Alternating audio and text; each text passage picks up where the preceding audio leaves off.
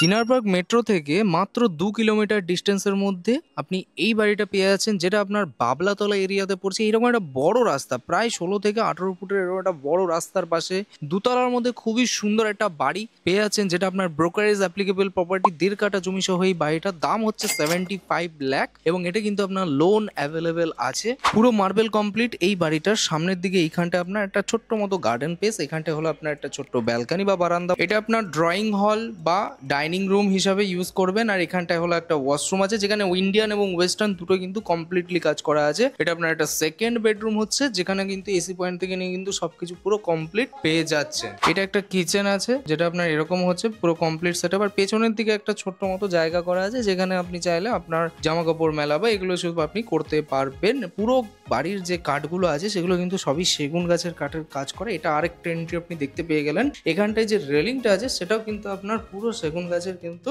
কাঠের রেলিং কিন্তু পুরোপুরি কমপ্লিট কাজ করা আছে।